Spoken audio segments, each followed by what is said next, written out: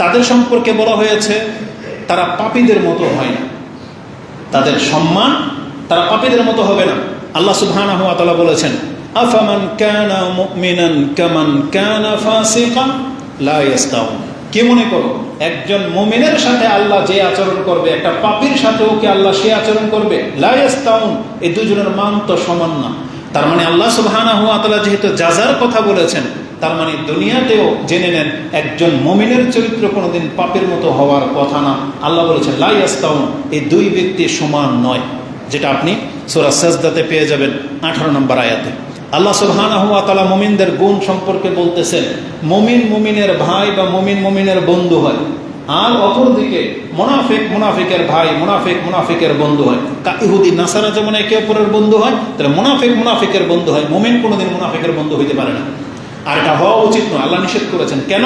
কারণ আল্লাহ সুবহানাহু ওয়া তাআলা বলেছেন মুনাফিকরা মুনাফিকদেরকে খারাপ কাজের আদেশ করবে, কোনোদিন ভালো কাজের আদেশ করে না। যেমন সূরা তাওবার মধ্যে আল্লাহ বলেছেন, আল মুনাফিকুনা ওয়াল মুনাফিকাতু বা'দুহুম মিন বা'দ, তারা একে অপর থেকে, মানে মুনাফিকের থেকে মুনাফিকের জন্ম। মুনাফিক মুনাফিককে আশ্রয় দেবে, মুনাফিক মুনাফিককে কাজে লাগাবে, মুনাফিক মুনাফিকের সাথে বসবে, একসাথে বন্ধুত্ব, খাওয়া দাওয়া, সম্পর্ক সফল। এদের রেজাল্ট কি? আল্লাহ সুবহানাহু ওয়া তাআলা বলেছেন ইয়ামুরুনা বিল মুনকার, তাদের স্বভাব হলো তারা মানুষকে খারাপ কাজের আদেশ করে। তার মানে আপনার সঙ্গী এমন বেছে নিয়েছেন, যদি সে আপনাকে খারাপ পরামর্শ দেয় তাহলে তার কাছ থেকে আপনাকে সম্পর্ক ছিন্ন করতে হবে, যদি আপনি মুমিন হন। কেন? প্রমাণ হয়ে গেছে সে মুনাফিক। কারণ মুনাফিক ছাড়া মুমিন কোনোদিন কাউকে খারাপ কাজের আদেশ করতে পারে না, পরামর্শ দিতে পারে না। আল্লাহ বলেছেন এটা মুনাফিকদের গুণ। ইয়ামুরুনা বিল মুনকার, তারা মানুষকে খারাপ কাজের আদেশ করে, ওয়া ইয়ানহাউনা আনিল মা'রুফ, এবং তারা মানুষকে ভালো কাজ থেকে বাধা দেয়। এটা হচ্ছে মুনাফিকের চরিত্র। আমাদেরকে আল্লাহ সুবহানাহু ওয়া তাআলা বলেছেন অপরদিকে মুমিনের গুণ কি? ওয়াল মুমিনুনা ওয়াল মুমিনাতু বা'দুহুম আউলিয়াউ বা'দ, মুমিন পুরুষ মুমিন নারী একে অপরের বন্ধু হয়, একে অপরের সঙ্গী হয়। ইয়ামুরুনা বিল মা'রুফ, তারা মানুষকে ভালো কাজের আদেশ করে, যেখানে মুনাফিকরা মানুষকে অন্যায় কাজের আদেশ করে। তাহলে মুমিনদেরকে ভালো কাজের আদেশ করবে। ওয়া ইয়ানহাউনা আনিল মুনকার, এবং তারা একে অপরকে খারাপ কাজ থেকে নিষেধ করবে। এখন এইটা আমাদের সমাজের মধ্যে ঘরে এবং ব্যক্তিত্বে ফিট করে দেখি। আমাদের ঘরে এমন মহিলাকে বিয়ে করেছেন বা এমন পুরুষের সাথে বিয়ে হয়েছে, দেখেন তো আপনাদের মধ্যে কি হয়? ভালো কাজের আদেশ আদান প্রদান হয় না খারাপ কাজের আদেশের আদান প্রদান হয়? যদি খারাপ কাজের আদেশের আদান প্রদান বেশি হয়, তাহলে আপনাকে বুঝে নিতে হবে আপনাদের এই সংসারের মধ্যে একটা মুনাফিকের সাথে হচ্ছে। স্বামীকে যদি স্ত্রী ভালো কাজের আদেশ না দেয়, আপনাকে বুঝতে হবে এটা মুনাফিককে নিয়ে আপনি ঘর করতেছেন। স্বামী যদি স্ত্রীর কাছ থেকে ভালো উপদেশ না পায়, তাহলে বুঝতে হবে এটা মুনাফিক। আর স্ত্রীকেও বুঝতে হবে যে স্বামী তাকে পর্দার কথা বলে না, নামাজের কথা বলে না, চরিত্র ঠিক করার কথা বলে না, তার মানে সেটা মুনাফিকের সাথে আছে। যে তাকে উলঙ্গ করে পার্টিতে নিয়ে যেতে চায়, সে একটা মুনাফিকের সাথে ঘর করতেছে। এটা আপনি মাথায় রাখতে হবে। আমরা তো ফতোয়া লাগাইতে পারি না, এজন্য বলতেছি না যে মুনাফিক, কিন্তু আপনাকে এটা ধারণা করে নিতে হবে। কারণ একটা ঘটনা, ওই হাদিসটা আজকে এখানে উট করা উচিত ছিল, কিন্তু এখন মনে পড়লো। একজন সাহাবিয়া, তার কোনো অসুস্থ হতো না, তার লং টাইম কোনো অসুস্থ হইতে দেখে নাই। তখন তার স্ত্রী নাকি অনুভব করলো যে আমি কি একটা মুনাফিকের সাথে ঘর করতেছি।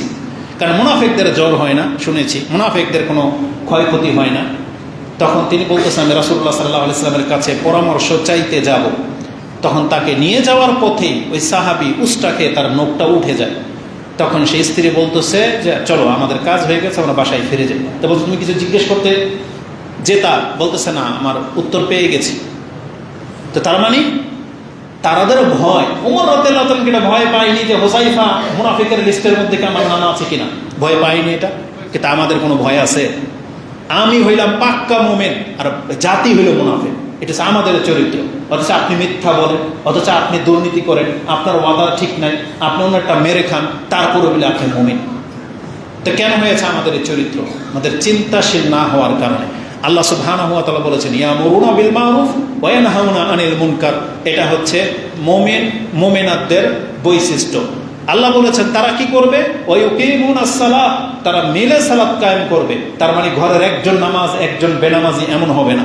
আজকে যারা সুফি, যতগুলো সুফি এসেছেন, আপনি কি খুঁজে নেবেন না আপনার স্ত্রী সালাত পড়ছে কি পড়ে না, বরং বলে আসছেন তুমি রেডি হও, আমি নামাজ পড়ে আসি, যেটা আপনার অনুষ্ঠান আছে, পার্টি আছে, গিয়ে দেখবেন যে খুব সুন্দর করে একবারে ওই যে গায়ে হলুদের শাড়ি পরে আপনার ওয়াইফ রেডি, আপনি নামাজ পড়ে তাকে নিয়ে যাবেন পার্টিতে, অথচ গিয়ে জিজ্ঞেস করবেন না যে তুমি কি সালাত পড়েছো কিনা, জিজ্ঞেস করবেন। অথচ আল্লাহ বলতেছেন মুমিনদের বৈশিষ্ট্য হলো ওয়ায়ুকিমুনাস সালাত, তারা সালাত কায়েম করবে, আর ওয়ায়ুতুনাজ যাকাত, তারা যাকাত প্রদান করবে, ওয়ায়ুতিউনাল্লাহ ওয়া রাসূলাহ, তারা উভয়ে আল্লাহ এবং তার রাসূলের অনুসরণ করবে। এটা হচ্ছে মুমিনদের বৈশিষ্ট্য। উলাইকা সায়ারহামুহুমুল্লাহ, আল্লাহ বলেছেন এই ধরনের ব্যক্তি যারা আছে তোরা অপেক্ষা করে, এই খুব শীঘ্রই আল্লাহ তোমাদের উপর রহম করবে।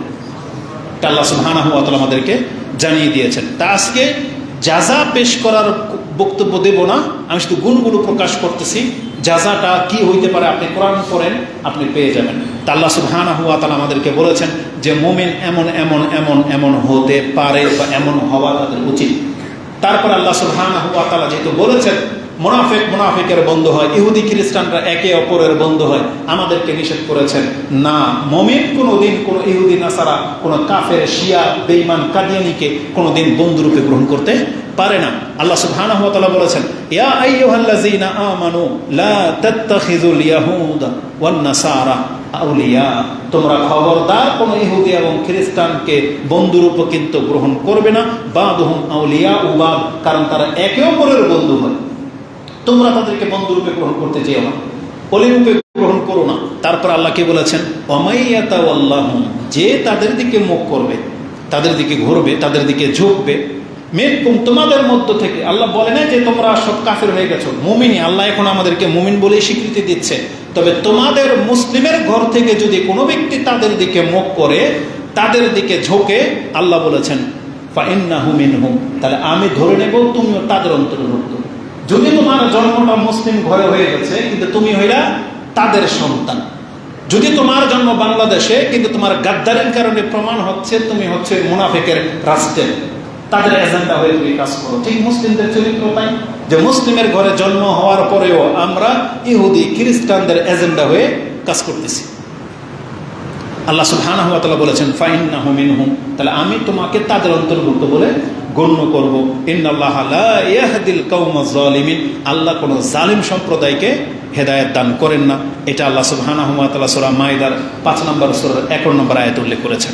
তো এইভাবে বহু দিক কোরআন এবং হাদিসে উল্লেখ করা হয়েছে, মুমিন এটা করতে পারে না, মুমিন এটা করতে পারে, মুমিনের বিশ্বাস এটা, মুমিন এটা খেতে পারে না, মুমিন হলে এটা করতে হবে, এটা করতে হবে। এইভাবে একাধিক আয়াত রয়েছে।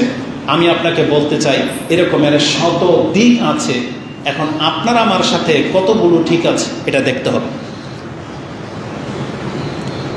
কোন একটা বিশেষ কাজে মেডিকেল সায়েন্স থেকে আপনাকে রিপোর্ট লিখতে বলা হয়, রক্তের, দেখেন রক্তের গ্রুপের মধ্যে দামি হসপিটালগুলোতে যখন রক্ত দিতে গেলাম 17টা না 18টা লিস্ট ছিল, এর মধ্যে আপনার কি কি প্রবলেম, এইডস আছে কিনা, রক্ত দিয়েছেন কিনা, কবে কি খেয়েছেন, অ্যালার্জি আছে কিনা, সব কিছু, তাই না?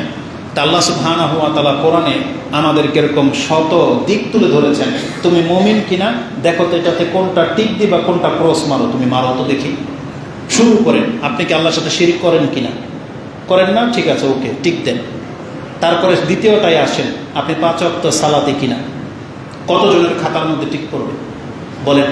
আমাদের পুরো বিশ্বের মুসলিমদের খাতাগুলো যদি চেক করা হয়, দ্বিতীয়টাই মিসিং, দ্বিতীয়টার মধ্যে ক্রস করে যাবে হাজার লাখো মুসলিমের।